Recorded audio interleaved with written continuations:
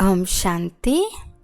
ఈరోజు Murali date 12 August 2026.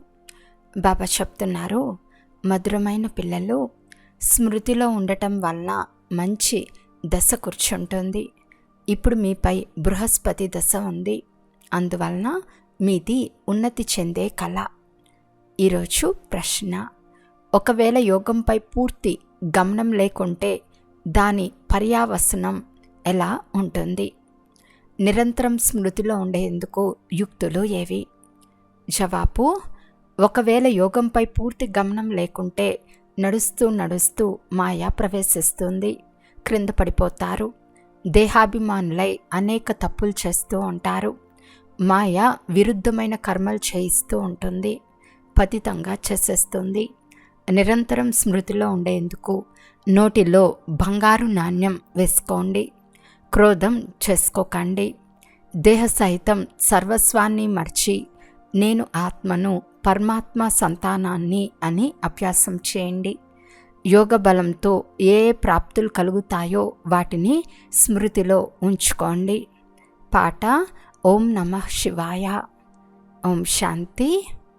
మధురాతి మధురమైన ఆత్మిక పిల్లలు తమ ఆత్మిక తండ్రి అయిన శివబాబా మహిమను విన్నారు. ఎప్పుడు పాపం పెరుగుతుందో అనగా మనుషులు పాపాత్ములుగా అయిపోతారో అప్పుడే పతిత పావనులైన తండ్రి వచ్చి పతితులను పావనంగా చేస్తారు. మహిమ ఆ అనంతమైన తండ్రిది. వారిని వృక్షపతి అని కూడా అంటారు. ఈ సమయంలో అనంతమైన తండ్రి ద్వారా అనంతమైన బృహస్పతి దశ మీపై ఉంటుంది. ముఖ్యంగా మరియు సాధారణంగా అని 2 శబ్దాలు ఉంటాయి కదా. దీని అర్థం కూడా ఇక్కడే రుజువవుతుంది. బృహస్పతి దశ ద్వారా ముఖ్యంగా భారతదేశం జీవన్ముక్తంగా అవుతుంది, అనగా తమ స్వరాజ్య పదవిని పొందుతారు. ఎందుకంటే సత్యమైన తండ్రిని సత్యం అని అంటారు. వారు వచ్చి మనల్ని నరు నుండి నారాయణునిగా చేస్తారు. మిగిలిన వారంతా నెంబర్ వారుగా తమ తమ ధర్మాల విభాగాల్లోకి వెళ్ళి కూర్చుంటారు. మళ్ళీ నెంబర్ వారుగానే వస్తారు. కలియుగాంతం వరకు వస్తూనే ఉంటారు. ప్రతి ఆత్మకు తమ తమ ధర్మాల్లో తమ తమ పాత్రలు లభించి ఉన్నాయి. రాజ్యంలో రాజు నుండి ప్రజల వరకు అందరికీ తమ తమ పాత్రలు లభించి ఉన్నాయి. నాటకంలో కూడా రాజు నుండి ప్రజల వరకు అందరూ తమ తమ పాత్రలను అభినయించవలసి ఉంటుంది. మనపై ఇప్పుడు బృహస్పతి దశ ఉందని పిల్లలైన మీకు తెలుసు. ఒక్కరోజే ఉంటుందని కాదు. మీ బృహస్పతి దశ ఇప్పుడు కొనసాగుతూ ఉంది. ఇప్పుడు మీది ఉన్నతి చెందే కళ. ఎంత స్మృతి చేస్తారో అంత ఉన్నతి చెందే కళ ఉంటుంది. స్మృతి మరవటం వలన మాయ ద్వారా విఘ్నాలు వస్తాయి. స్మృతి ద్వారా మంచి దశ కూర్చుంటుంది. బాగా స్మృతి చేయకుంటే తప్పకుండా కింద పడిపోతారు. తర్వాత వారి ద్వారా ఏవో తప్పులు జరుగుతూనే ఉంటాయి. డ్రామానుసారం అన్ని ధర్మాల వారు ఒకరి తర్వాత ఒకరు పాత్రను అభినయించేందుకు వస్తూ ఉంటారని తండ్రి చెప్పారు. స్వర్గదశ అనగా జీవన్ముక్తి దశ ఇప్పుడు మనపై ఉందని మీకు తెలుసు. ఈ డ్రామా చక్రం ఎలా తిరుగుతుందో కూడా వివరంగా అర్థం చేసుకోవాలి. ఈ సృష్టి డ్రామా చక్రం ముఖ్యంగా భారతదేశం పైనే తయారై ఉంది. తండ్రి కూడా భారతదేశంలోనే వస్తారు. ఆశ్చర్యకరంగా వింటారు, వర్ణిస్తారు, పారిపోతారు అని గాయనం ఉంది. నడుస్తూ నడుస్తూ మాయ ప్రవేశించిన కారణంగా క్రింద పడిపోతారు. యోగంపై పూర్తి గమనం ఉంచరు. మళ్ళీ తండ్రి వచ్చి సంజీవిని మూలికను ఇస్తారు, అనగా జాగృతులుగా చేసే మూలికను ఇస్తారు. హనుమంతులు కూడా మీరే. ఈ సమయంలో రావణుని పారద్రోలేందుకు ఈ మూలికను ఇస్తానని తండ్రి చెప్తారు. తండ్రి మీకు అన్ని సత్యమైన విషయాలనే తెలియచేస్తారు. తండ్రి ఒక్కరు మాత్రమే సత్యమైన వారు. వారే వచ్చి మీకు సత్యనారాయణ కథను వినిపించి సత్యుగాన్ని స్థాపన చేస్తారు. వీరిని ట్రూత్, సత్యాన్ని చెప్పేవారు అని అంటారు. మీరు శాస్త్రాలను ఒప్పుకుంటారా అని మిమ్మల్ని అడుగుతారు. అవును, మేము శాస్త్రాలను ఎందుకు ఒప్పుకోము? ఇవన్నీ భక్తి మార్గంలోని శాస్త్రాలు అని తెలుసు. వీటిని మేము ఒప్పుకుంటామని వారికి చెప్పండి. జ్ఞానము, భక్తి అనునవి 2 వేర్వేరు విషయాలు. ఎప్పుడు జ్ఞానం లభిస్తుందో అప్పుడు భక్తి అవసరమేముంది అని చెప్పండి. భక్తి అనగా క్రిందకు దిగే కళ, జ్ఞానము అనగా పైకి ఎక్కే కళ. ఈ సమయంలో భక్తి నడుస్తుంది. ఇప్పుడు మనకు జ్ఞానం లభించింది. దీని ద్వారా సద్గతి కలుగుతుంది. భక్తులను రక్షించేవారు భగవంతుడు ఒక్కరే. రక్షణ శత్రువు నుండి చేయబడుతుంది కదా. తండ్రి చెప్తారు, నేను వచ్చి మిమ్మల్ని రావణుడి నుండి రక్షిస్తాను. రావణుడి నుండి ఎలా రక్షణ కలుగుతుందో మీరు చూస్తున్నారు కదా. ఈ రావణునిపై విజయం పొందాలి. తండ్రి చెప్తారు, మధురమైన పిల్లలు, ఈ రావణుడు మిమ్మల్ని తమో ప్రధానంగా చేసేశాడు. సత్యుగాన్ని సతోప్రధాన స్వర్గమని అంటారు. తర్వాత కళలు తగ్గిపోతూ వస్తాయి. చివర్లో ఎప్పుడు పూర్తిగా దేహాభిమానంలోకి వస్తారో అప్పుడు పతితులుగా అవుతారు. కొత్త ఇల్లు తయారవుతుంది. 1 మాసం తర్వాత లేక 6 మాసాల తర్వాత దాని కళ ఎంతో కొంత తగ్గిపోతుంది. ప్రతి సంవత్సరం ఇంటిని శుభ్రపరుస్తారు. కళలు మాత్రం తగ్గుతూనే ఉంటాయి కదా. కొత్తది పాతదిగా, పాతది కొత్తదిగా, ఇలా ప్రారంభం నుండి ప్రతి వస్తువు విషయంలో జరుగుతూ వచ్చింది. ఈ ఇల్లు 100, 150 సంవత్సరాల వరకు ఉంటుందని భావిస్తారు. తండ్రి చెప్తారు, నూతన ప్రపంచాన్ని సత్యుగమని అంటారు. తర్వాత త్రేతాయుగం 25% తక్కువది అని అంటారు. ఎందుకంటే కొద్దిగా పాతదిగా అవుతుంది. అది చంద్రవంశం. అందుకు గుర్తుగా క్షత్రియులను చూపుతారు. వారు నూతన ప్రపంచానికి యోగ్యులుగా అవ్వలేదు కనుక తక్కువ స్థానం పొందారు. కృష్ణపురానికి వెళ్ళాలని అందరూ అనుకుంటారు. రామపురానికి వెళ్ళాలని ఎప్పుడూ ఎవరూ చెప్పరు. అందరూ కృష్ణపురంలోకి వెళ్ళాలని అనుకుంటారు. బృందావనానికి పదండి, రాధా గోవిందులను జపించండి అని గానం కూడా చేస్తారు కదా. ఇది బృందావనం విషయమే. అయోధ్య గురించి ఇలా అనరు. శ్రీకృష్ణునిపై అందరికీ చాలా ప్రేమ ఉంటుంది. కృష్ణుణ్ణి చాలా ప్రేమతో స్మృతి చేస్తారు. కృష్ణుణ్ణి చూసినప్పుడు కృష్ణుని లాంటి పతి లభించాలి, కృష్ణుని లాంటి బిడ్డ లభించాలి, కృష్ణుని లాంటి సోదరుడు లభించాలని కోరుకుంటారు. బుద్ధివంతులైన పిల్లలు కృష్ణుని మూర్తిని ముందుంచుకుని ఇతని లాంటి బిడ్డ లభించాలని కోరుకుంటారు. చాలామంది కృష్ణుని ప్రేమలోనే ఉంటారు కదా. కృష్ణపురంను అందరూ కోరుకుంటారు. ఇప్పుడు ఇది కంసపురం లేక రావణపురం. కృష్ణపురానికి చాలా మహత్వం ఉంది. కృష్ణుణ్ణి అందరూ స్మృతి చేస్తారు కనుక తండ్రి చెప్తారు, మీరు ఎంత సమయం స్మృతి చేస్తూ వచ్చారు. ఇప్పుడు కృష్ణపురంలోకి వెళ్ళే పురుషార్థం చేయండి. కనీసం అతని కుటుంబంలోకైనా వెళ్ళండి. సూర్యవంశంలో 8 తరాలు ఉంటాయి. రాజ్యంలోకి వచ్చి రాకుమారునితో ఊగే అంత పురుషార్థమైనా చేయండి.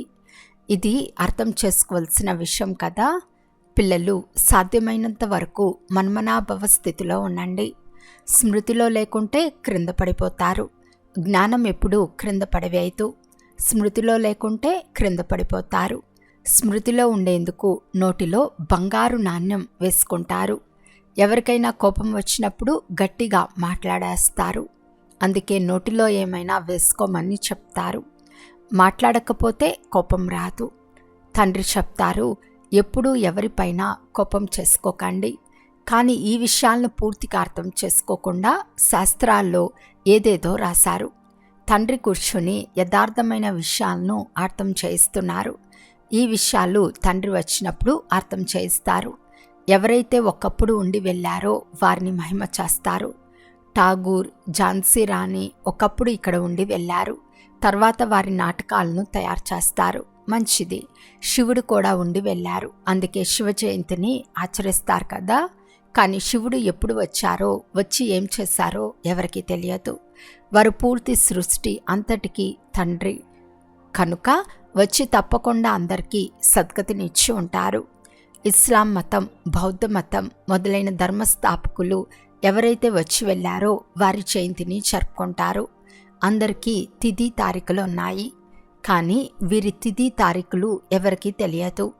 క్రీస్తుకు ఇన్ని సంవత్సరాల ముందు భారతదేశం స్వర్గంగా ఉండేదని కూడా చెప్తారు.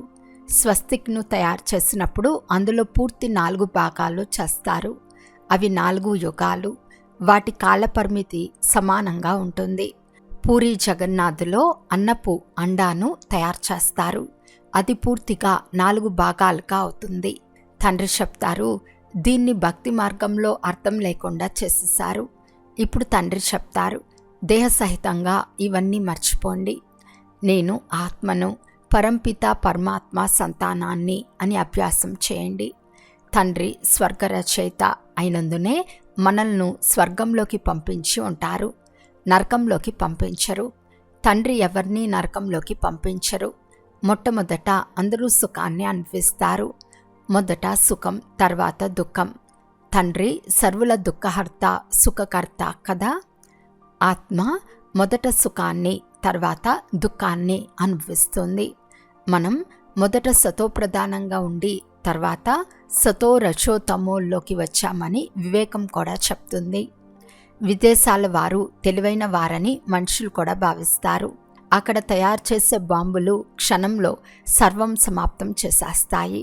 ఈ రోజుల్లో మరణించిన వారిని విద్యుత్తులో క్షణంలో ఎలాగైతే సమాప్తం చేస్తారో అలాగే బాంబులు వేస్తే అగ్ని అంటుకుంటుంది. మనుషులు కూడా క్షణంలో సమాప్తమైపోతారు. ప్రపంచానికి అగ్ని అంటుకోనున్నది. తుఫాన్లు ఎలా వస్తాయి అంటే గ్రామాలకు గ్రామాలు సమాప్తమైపోతాయి. మళ్ళీ ఆ సమయంలో రక్షణ చేసే ఎలాంటి ఏర్పాట్లు ఉండవు. వినాశనం జరగాలి. పాత ప్రపంచం సమాప్తం అవ్వవలసిందే. గీతలో కూడా దీని వర్ణన ఉంది.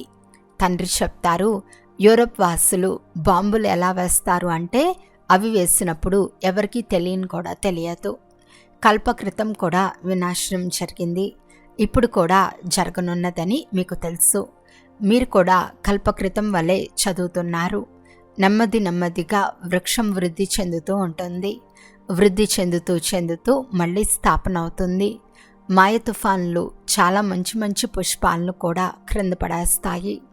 యోగంలో పూర్తిగా ఉండినట్లయితే మాయ విఘ్నాలను కలిగిస్తుంది.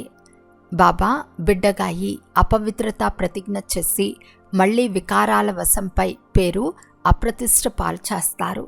తర్వాత చాలా జోరుగా ఎదురు దెబ్బ తగులుతుంది. తండ్రి చెప్తారు, ఈ కామదెబ్బను ఎప్పుడు తినకండి. ఇక్కడ రక్తపు నదులు ప్రవహించనున్నాయని పిల్లలకు తెలుసు. సత్యుగంలో పాలు నదులు ప్రవహిస్తాయి. అది కొత్త ప్రపంచం, ఇది పాత ప్రపంచం.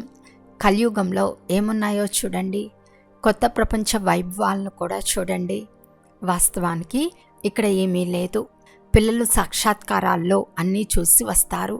సూక్ష్మవతనంలో సుబీ రసాన్ని త్రాగినట్లు, అది ఇది చేసినట్లు మొదలైనవన్నీ సాక్షాత్కారం అవుతాయి. మేము సూక్ష్మవతనంలోకి వెళ్ళామని చెప్తారు.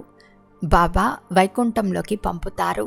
ఈ సాక్షాత్కారాలు మొదలైనవన్నీ డ్రామాలో నిర్ణయింపబడి ఉన్నాయి. వీటి నుండి ఏమీ లభించదు. చాలామంది పిల్లలు సూక్ష్మవతనంలోకి వెళ్ళేవారు, సుబీరసం మొదలైనవి త్రాగేవారు. కానీ వారు నేడు జ్ఞానంలో లేరు. మంచి ఫస్ట్ క్లాస్ అయిన పిల్లలు వెళ్ళిపోయారు. ధ్యానంలోకి వెళ్ళేవారు, సాక్షాత్కారాలు చేసుకున్నవారు, చాలామంది వివాహాలు చేసుకున్నారు. మాయ ఎలాంటిది అంటే ఆశ్చర్యం కలుగుతుంది. భాగ్యం తలక్రిందులవుతుంది. చాలామంది మంచి పాత్రలను అభినయించి అవసరమైన సమయంలో చాలా సహయోగం చేసిన వారు కూడా ఈరోజు లేరు. అందుకే బాబా, ఓ మాయా, నీవు చాలా శక్తిశాలి అని అంటారు. మాయతోనే మీ యుద్ధం జరుగుతుంది. దీనినే యోగబలంతో చేయు యుద్ధం అని అంటారు. యోగబలం ద్వారా ఏం ప్రాప్తి అవుతుందో ఎవరికీ తెలియదు. కేవలం భారతదేశ ప్రాచీన యోగం అని అంటారు. ఇది ప్రాచీన రాజయోగం అని గాయనం చేయబడి ఉన్నట్లు మధురాతి మధురమైన పిల్లలకు యోగం గురించి చెప్పబడుతుంది. ఏ వేదాంతాలు మొదలైన వారికి ఈ ఆధ్యాత్మిక జ్ఞానం తెలియదు. ఆత్మిక తండ్రి ఒక్కరే జ్ఞానసాగరుడు. వారి గురించే శివాయ నమః అని గానం చేస్తారు. వారి మహిమయే గాయనం చేయబడుతుంది. తండ్రి వచ్చి మీకు ఎంత జ్ఞానాన్ని అర్థం చేయిస్తారు. దీనినే జ్ఞాన 3వ నేత్రం అని అంటారు. తమను తాము త్రికాలదర్శులమని చెప్పుకోగలిగే శక్తి వేరెవ్వరికీ లేదు. త్రికాలదర్శులుగా కేవలం బ్రాహ్మణులు మాత్రమే అవుతారు. ఈ బ్రాహ్మణుల ద్వారానే యజ్ఞాన్ని రచించారు. రుద్రజ్ఞాన యజ్ఞం కదా. రుద్రుడని శివుణ్ణే అంటారు. వారికి అనేక పేర్లు పెట్టారు. ప్రతి దేశంలో వేరువేరు పేర్లు చాలా ఉన్నాయి. ఒక్క తండ్రికి తప్ప వేరెవ్వరికి ఇన్ని పేర్లు లేవు. బబుల్నాథుణ్ణి కూడా వీర్నే అంటారు. బబుల్ అనగా ముళ్ళు ఉండే వృక్షం. తండ్రి ముళ్లను పుష్పాలుగా మార్చేవారు. అందుకే వారిని బబుల్నాథ్ అని పేరు పెట్టారు. ముంబైలో చాలా పెద్ద మేళా జరుగుతుంది, కానీ దాని అర్థం ఎవరికీ తెలియదు. తండ్రి చెప్తారు, నా సరైన పేరు శివ. వ్యాపారస్తులు కూడా బిందువును శివ అని అంటారు. 1, 2 అని లెక్క పెట్టినప్పుడు 10 వచ్చినప్పుడు శివ అని అంటారు. తండ్రి కూడా బిందువునైన నేను నక్షత్రాన్ని అని చెప్తారు. చాలామంది ఈ విధంగా 2 తిలకాలను దిద్దుతారు. అది మాతాపితలైన జ్ఞానసూర్యుడు, జ్ఞానచంద్రుల గుర్తు. వారికి అర్థం తెలియదు. తండ్రి యోగం గురించి అర్థం చేయించారు. యోగం ఎంతో ప్రసిద్ధమైనది.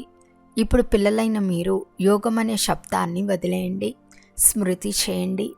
తండ్రి చెప్తారు, యోగం అనే శబ్దాన్ని అర్థం చేసుకోలేరు, స్మృతి అంటే అర్థం చేసుకుంటారు. తండ్రిని చాలా స్మృతి చేయాలి.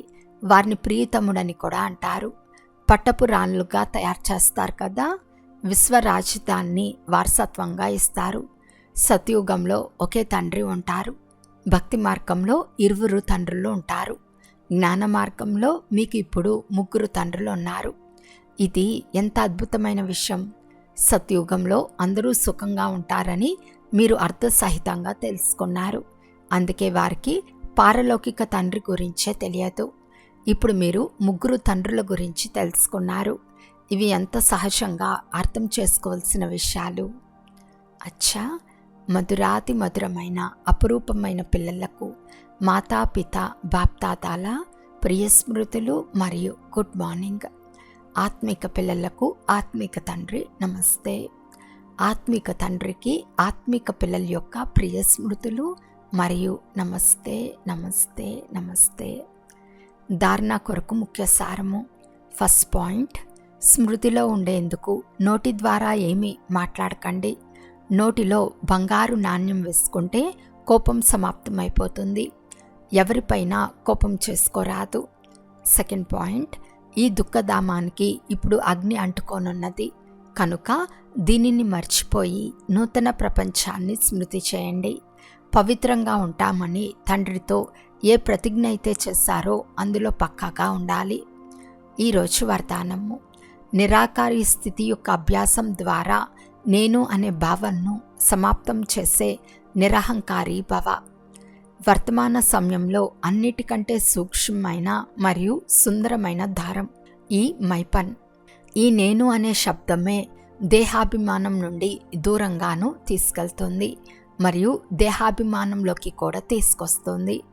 ఎప్పుడైతే మైపన్ అంటే నేను అనేది ఉల్టా రూపంలో వస్తుందో అప్పుడు తండ్రికి ప్రియంగా చేసేందుకు బదులు ఏదో ఒక ఆత్మకు పేరు, ప్రతిష్ట, గౌరవాలకు ప్రియంగా చేసేస్తోంది. ఈ బంధనం నుండి ముక్తంగా అయ్యేందుకు నిరంతరం నిరాకారి స్థితిలో స్థితమై సాకారంలోకి రండి. ఈ అభ్యాసాన్ని న్యాచురల్ నేచర్గా చేసుకుంటే నిరహంకారిగా అయిపోతారు. స్లోగన్. ఇతరులను గురించిన చెడు లేక మంచి విషయాలు విని సంకల్పంలో కూడా దృఢాభావంలోకి రావటం, ఇది కూడా పరమతమే. అవ్యక్త సూచన. అపవిత్రత యొక్క బీజాన్ని కూడా సమాప్తం చేసి సంపూర్ణ పవిత్రంగా అవ్వండి. సంకల్పం మరియు స్వప్నంలో కూడా అంశమాత్రమైన అపవిత్రత లేనప్పుడు సత్యమైన బ్రాహ్మణులు అని అంటారు. ఈ ధారణ కొరకే ప్రాణం పోయినా ధర్మం పోరాదు అను మహిమ ఉంది. ఇటువంటి ధైర్యం, ఇటువంటి దృఢ నిశ్చయం గలవారు ఏ ప్రకారమైన పరిస్థితులు వచ్చినా తమ ధర్మం అనగా ధారణ కొరకు ఏది త్యాగం చేయవలసి వచ్చినా, ఎంత సహించవలసి వచ్చినా, ఎదిరించవలసి వచ్చినా ఖుషీగా చేస్తారు, వెనక్కు తగ్గరు. అచ్చా. ఓం శాంతి.